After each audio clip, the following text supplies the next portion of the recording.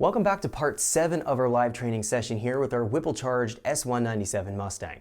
Now we're ready to complete the calibration process by checking the cold start, making sure the engine's going to be able to fire up cold on our ethanol fuel and come up to proper operating temperature and everything's going to be smooth. Then we're also going to be checking our drivability off the chassis dyno, making sure that the engine's going to drive smoothly. We're not going to get any stalling or throttle surging as we're driving. We're going to keep a monitor on the IPC wheel torque errors that we've calibrated out within that torque-based tutorial that we had a few tutorials ago, and just making sure overall that the drivability is there. We know the power production is there, we know it made great power, but the drivability is important because you're not going to spend every last minute of driving the engine at wide open throttle. So without further wait, let's jump in so we can check this out.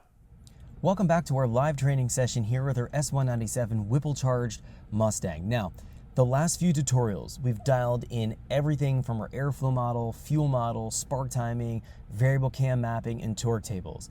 We're now ready to take a look at the final bit of calibration, taking a look at a cold start and warm up here on the engine is sat overnight. We're also going to be taking a look at some drivability here off the chassis dyno, just making sure that it's going to decel back into idle and it's going to drive smoothly, and we're not going to have any kind of IPC wheel torque errors, and we're not going to have any oddities in our throttle control for the torque-based closed loop control. A lot of things to check, but the first thing we need to do here is look at the cold start and warm up. Now, again, everything we've done up to this point in our training course, so all of the airflow modeling and tuning, all the torque table tuning, spark timing, variable cam mapping, that's all been done on a warm engine. So now we're ready to take a look at what's going to happen here on a cold engine. The vehicle's been sitting overnight, so we're going to go ahead and crank it, fire it off, and then data log what's going to happen. And we're going to be logging in our VCM scanner, taking a look at specific channels. It's going to be the idle logging channels that we're going to be working with that are provided in our training course folder. And then we're going to be just going through the chart versus time and exploring what's going on when we fire off the engine. Now, a couple key points before we jump in and actually start to data log is that we don't have an active wideband or an aftermarket wideband on this particular vehicle. So everything here that we're looking at in terms of our fueling data is going to be coming from our front primary oxygen sensors. Now, those are accurate when the engine is warm and the heater circuits are able to warm up and produce a good signal from those particular sensors.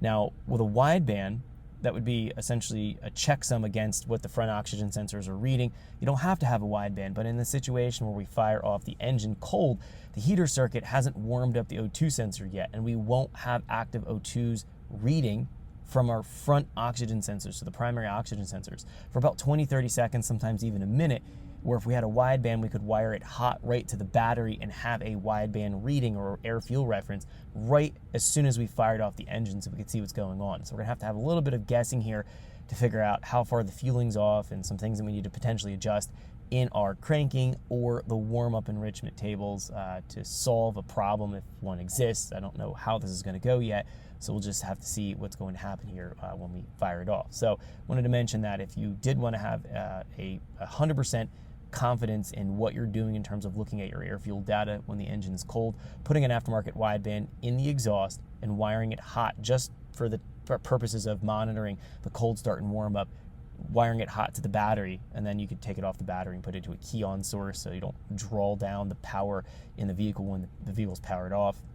That will be the best means of looking at the air fuel data. But about 30 to 60 seconds in, the O2 sensor should come online and we start to trim it and we can see what's going on here. So let's go in. Let me go ahead and key on the vehicle here real quick. Now, one thing I like to do just to get an evaluation of what's going to happen here, making sure that it's going to have fuel primed into the fuel rails, even though it's a returnless system, and technically speaking, it should have held fuel into the fuel rails and the fuel system when I turn the key off.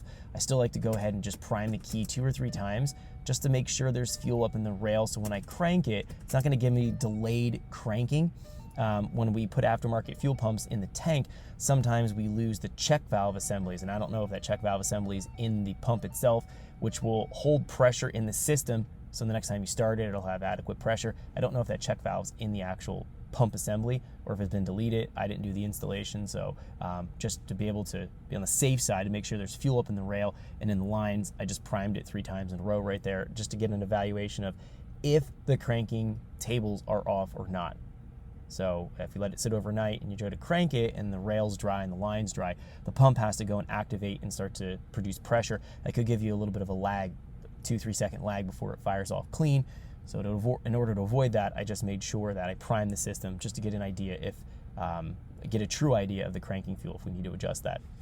Let's jump from our VCM editor here, and it's everything in the file that we're working with the exact way we left off in the last tutorial when we were dialing in our spark timing and we were dialing in, taking a look at our variable cam mapping. So nothing's changed in there. I did save the title here as cold start drive. That's what we're gonna be focusing on in this tutorial, but everything else in terms of the cranking fuel and the warm up, all of those tables I've left alone. I didn't touch any of those, so we're gonna be finding out how this is going to do based on that first base map creation. Anything that was in the file, we've changed that already, and we'll have to see how this performs.